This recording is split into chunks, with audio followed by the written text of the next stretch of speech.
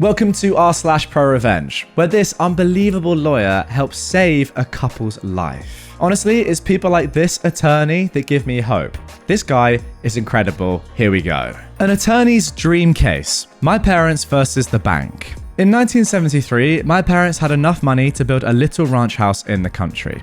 The small bank in town approved the mortgage, and the bank signed a contract to give Bob the money to build the house. Bob, as it turns out, was overbooking himself all over town, leaving his clueless minions to do the actual work. The build took longer and longer, with more and more work having to be ripped out and redone. We're not talking about using the wrong color paint or nailing up some wonky trim here. The architect forgot to fully erase a line on the blueprints, and the framers built a wall through the bathtub. My mother was told, don't put anything heavy in the kitchen cabinets because they were attached to the drywall, not the studs, using a few roofing nails through the back of each cabinet. The garage door opening was framed into the living room instead of towards the driveway, and so on. When the bank's representative showed up for the final inspection, my parents met him in the front yard and refused to sign off on Bob's work.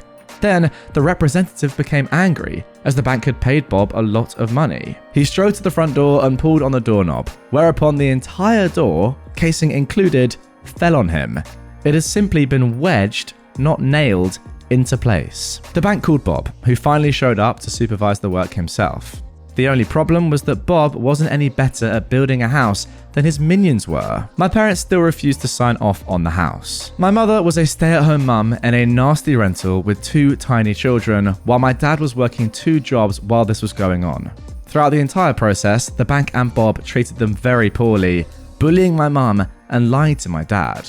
What should have been an exciting time for my parents was ruined. My mum cried a lot, and my dad got depressed. Finally, the bank threatened my parents with foreclosure, and Bob threatened to sue my parents for breach of contract because the bank refused to pay him any more money. So, my exhausted parents went to an attorney and gave him the rundown. Plumbing, electrical, tiling issues, the whole sorry mess. My parents were scared. All they had was their small down payment savings, so if this became a lengthy court battle, the bank and Bob would win. The attorney, Tom, was kind, but my dad said he could tell that he and Mum were doomed from Tom's facial expressions as he sorted through the paperwork. Then, abruptly, Tom smiled. "Let's get everyone together for a meeting," he told my parents. "Tomorrow." So, my parents, Tom, the bank's representative, the bank's attorney, Bob, and Bob's attorney met at the bank. Tom didn't give anyone else time to begin. He said, "Well, my clients have decided that they no longer want this house. Please remove it." Everyone else starts to laugh. "Remove it? Have you lost your mind?" Tom, in a sweeping theatrical gesture, placed a deed on the table. "My clients own the land the house is sitting on outright. They no longer want the house, so get the house off my client's land." Bob's attorney stared at the deed and then turned and stared at Bob. "You built a house on land you don't own?" Bob nodded. The bank's attorney started yelling at the bank's representative. "You didn't finance the land the house is on?" The representative stammered, No. Tom said firmly, "As I said, gentlemen, you're trespassing on my client's land. I expect the house to be removed and the land returned to its original state at once." My dad said he'll remember the blank looks everyone on the other side of the table passed to one another for his whole life. Sure, the bank could foreclose on a house that wouldn't exist by the end of the week, with no way to recoup the money. They didn't even own the land it was on. Bob was out the 50% he'd paid out of pocket, plus he was on the hook for tearing down the house and removing it. On top of that, the bank would undoubtedly want him to repay the initial 50% they'd given him. So could they have gone after my parents? Well, sure. A foreclosure would have meant bad credit for my parents moving forward, and they might lose their down payment. But to sign off on the house in its condition at that time would have meant thousands and thousands of dollars in cash to replace/repair everything from the roof to the basement before the house could be safely lived in. The bank knew my parents didn't have that kind of money, but they're the ones who approved the mortgage. Suddenly, my parents were good people. It was all such a misunderstanding, and the bank and Bob couldn't do enough for them. The house was brought in line with the original blueprints and specifications immediately at no extra cost to my parents, but at considerable cost to Bob. My parents signed the mortgage. Bob got the rest of his money and just about broke even on the build.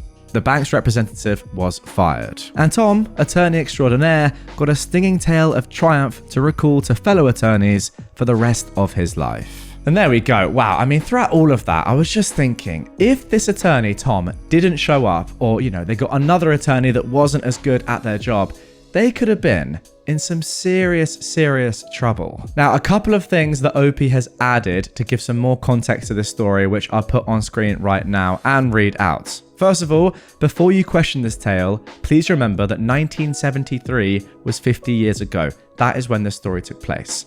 Banks did things differently back then.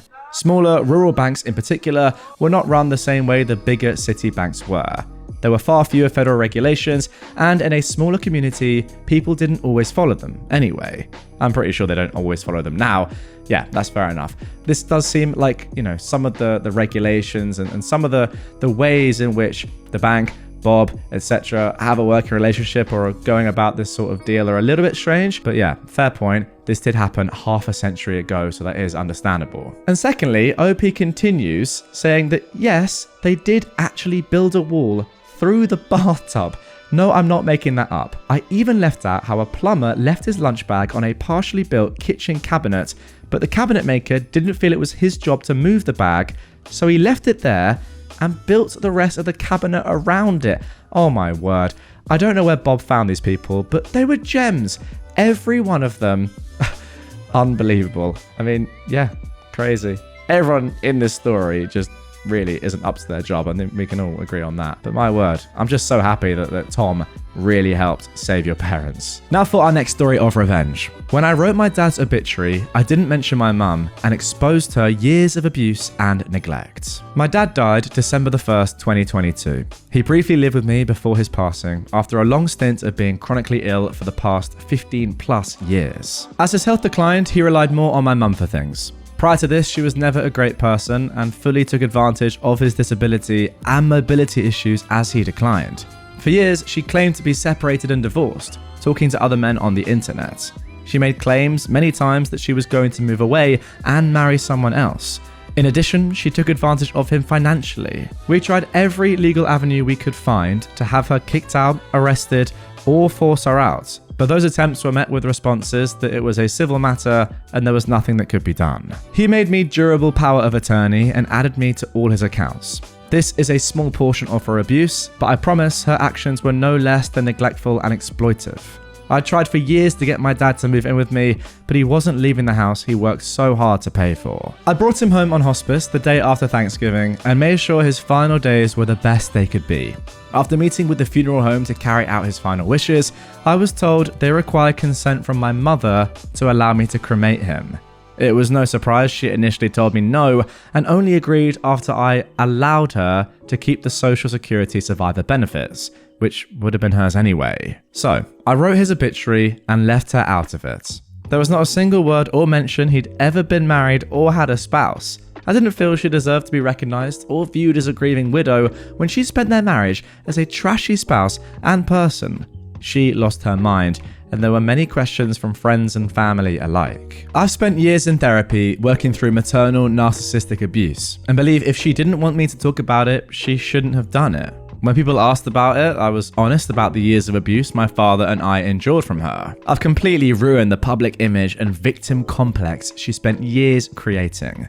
I might be the villain and the jerk in this scenario, but I'd do it again in a heartbeat. Honestly, OP, I think the method that you used there was literally the perfect way that you could have gone about this. You did it. That is literally ideal. It takes a lot of, I don't know, I guess patience, being calm and just kind of knowing what the right thing to do in this spot is to get the best effect, doing what you did. Because I'm not going to lie, if I was in that sort of spot, I really would have been tempted. I would have had to hold myself back so much from going in on her in the obituary and just letting everyone know off the bat, bang, this is what she did. She's a terrible person and that is why I hate her, etc, etc. But what you did was actually better, because this person clearly just wants attention.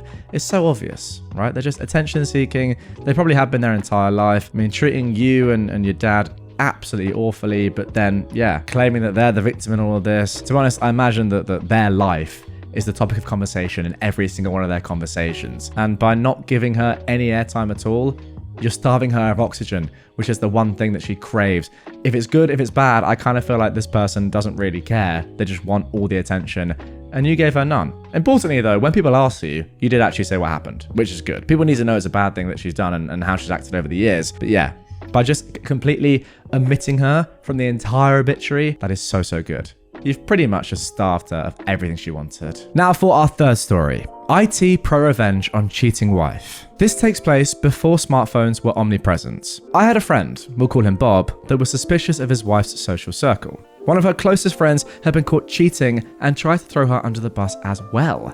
Now, Bob had no proof and things settled down for a while. Bob was an IT professional and very, very good with PCs and networks. Nearly a year later, Bob's wife is acting shady again after her high school reunion. He confides in me and we talk through some scenarios. He jokingly mentioned a keylogger. He finally asked me to just drop it, and most of all, don't tell anyone, not even your wife. A couple of months pass and I'm up early, 5:30 to 6, getting ready for work. I get a Facebook Messenger notification and see that I've been sent a link from Bob, but it's a group chat. It's literally everyone we know, her family, his family, our friends, strangers, everyone. I didn't open it looked like a phishing link, even though it came from him, who's extremely cautious. A short while later, I get an email from Bob with some ominous/unsavory comments and the same link. It's a group email with the recipients open copied, his wife's work, her family, her friends, his family, and other people I didn't know. I knew this was now legitimate, so I opened it. The link was to a hastily made website containing pictures and videos of his wife and another man. This wasn't hidden camera footage, it was screenshots including video screen captures. Weeks worth of screenshots. He'd captioned each item with snarky comments and colourful names for his wife and her lover. It was an embarrassing amount of evidence. Videos of her masturbating with her lover, chat logs about how they can't wait to screw again, solo masturbation vids of her and him, tons of pictures, and the straw that broke the camel's back, trash talking her husband to her lover. Comments about how much bigger and better he was. Her efforts to stroke her lover's ego were especially hurtful. I dropped what I was doing and called him. He was drunk and combative. He'd been up all night making the website and drowning in liquor. Not one good word to say about women in general. He was extremely emotional, but after some work, I convinced him to take the website down before it does irreparable damage to his marriage, their careers, and his children. As he's sobbing and logging in to remove the website, I hear loud yelling as she bursts into the room. A screaming match ensues and there's nothing I can do to pull him back. Apparently, her mother or sister saw the page, blew up her phone until she woke up and answered. She saw the website and went on the offensive. The phone call drops after 30 seconds of her screaming, while Bob is calling her a whore, and I can't contact him again. The website was still up for the rest of the day, and he was kind enough to put a view counter on it. Oh my goodness. Hundreds of people watched her masturbating with a married former classmate. Wow, this episode's taken a turn for the worst. Bob had done his homework. He installed a keylogger that records the whole screen. When he was out, she would log into the PC and or Facebook and play with her boyfriend. Bob had found her lover, his family, his wife's family, his job, etc., etc. All of these people were of course included in the Facebook and email groups. I do not know what became of her lover and his marriage, but I do know what happened to Bob's life. His wife was desperate to make amends. She tried and offered everything. In the end, it was her comments about her lover and his prowess that were her undoing. Bob tried to take her back, even after all his friends and family had seen her naked and cheating, but he couldn't get over the comments about his manhood. Bob eventually left her, gained about £100, and then finally moved as far away as possible and became a horrible human being. I have no idea what he's doing now, as he went scorched earth with most friendships and his family. She's gross and has a face shaped like a bowling ball now. Line forms at the rear. Wow. There we go. This was a pretty kind of innocent vid so far. Innocent episode. A couple of good stories, but nothing too crazy. And then this is the sort of story that I'm not going to lie. As an onlooker, not knowing Bob or his ex or even OP, I just kind of love because it's just like everyone kind of just got absolutely screwed. Bob's life's now awful. His ex's life is now awful. OP was saying, please don't do this, Bob. Oh, wait, no, you've done it and ruined everyone's life. And now everyone knows what she did. It's crazy. I mean, even think of her family, her bosses, seeing those videos. Oh, goodness me, it's insane. Like, nobody has won in this situation at all. Everyone has lost, and I'm all for it. This is bordering on nuclear revenge. I mean, to be fair, OP, you said it. It's scorched earth. Is there such a thing as r/scorched earth revenge? Where someone does something and has no care for what they leave behind and doesn't even care for their own future? I mean, wow. Insane. I guess it was a pretty insane thing that happened that justified this insane revenge. Right, and after that absolute catastrophe of a story, we've got time for one more. I was fired early in my career by a team of 2 senior people I reported to. Revenge came in time. When I was in my early 20s, trying to make it in the world and just starting out, I reported to a senior sales team as a junior salesperson. Really, it was a support role and I knew my place. Watch, stay quiet, learn, and help them. I report to a lady who was mid-level and the senior guy who was head of sales. I was green, and while I was seeking mentorship and periodically asking for advice to improve how I was able to support them, they mistook that for incompetence. It was simple things like learning what format each of them preferred their daily reports in and tasks they had to do. I also had an issue because the senior guy basically stole my first bonus at the 3-month mark. It was a tiny amount to him, but a lot for young me. Now, I didn't officially complain, but I asked him about how he was able to keep my bonus when it was obvious that it tracked back to my efforts on the data. He didn't like that and didn't pay me. I was doing a good job. I'm fully aware of my skills. But with the explanation, it's just not working out, they fired me a few weeks later. I spent a couple of months getting a new job, which turned out to be an amazing smaller firm where I was appreciated, mentored correctly, and thrived. The new firm was very successful. About 2 years later, after I'd become a vital but still junior part of the smaller company, my former firm closed up in the region and put everyone out of work. So I saw through the glass while walking by the boardroom one day that the senior guy who stole my bonus was being interviewed for a job at my current firm. My current superiors didn't see me walk by, but my old boss and I made eye contact. Now, in a small sales team at a small firm, it's important to have a nice working relationship and trust. It's also a lot of selfish salespeople who are there to make money and don't like being ripped off. So, later that afternoon, I quietly mentioned to the one boss, I saw X in the office today when I walked by. I used to work for him, and that jerk stole my bonus one time. It was all I needed to say, because the last thing my current boss needed was a person who'd do that on our team. Then times got tough, and I know that man spent 2 years looking for work. 6 or 7 years later, I was at a new company in a more senior role, and the one lady who I originally reported to called me and was selling at a new firm, and she was calling to ask if I'd be interested in purchasing from her. I didn't know that she started working there. The firm she was with was selling something that was very basic and interchangeable to competing firms. She'd gone from selling important things to selling a nothing product after the original firm closed. She acted all happy and nice to me and recalled the great job I did when we worked together. I also know she didn't want to be talking to me, but her call log said she had to call. I told her thanks and sent me along an official quote and proposal, which is several hours of work for her. In the industry we were in, she was paid not only on new sales, but a net sales measurement, meaning she had to retain clients as well as bring in new ones. I had a lot of commitment at the firm she was now at. While she spent her afternoon drafting a proposal, I spent a couple of hours pulling all my business from that company and subbing it for a competitor up the streets. She emailed me a full proposal and mentioned she was excited to be working with me again and supporting my business. She had no idea yet that I just pulled everything and she would never receive a bonus this year because of the size of the amount I pulled. The next day, she emailed me quite upset and had CC'd her boss, who I've known for years and had a good working relationship with. I replied to all and thanked her and said I decided to go with a competitor because it just won't work out, as I find your approach to business dealings to be insincere. Her boss emailed me back directly and asked what happened, and I replied that I just don't think she's a sincere person. My business to their firm was worth more than her job, and she didn't last more than a month there after that. Well, there we go. Back to a little bit more normality in this final episode. Good stuff. This is more the sort of thing I was expecting when I started this episode off. 3 of these stories, I guess. Pretty normal. That third story though, wow. I will say though, it's fantastic revenge nonetheless. I mean, you've absolutely destroyed this woman's career. And again, I've said it before and I'll say it again, you never know who your employees or just anyone really is going to become in the future and how important they might be to you. So you got to be nice.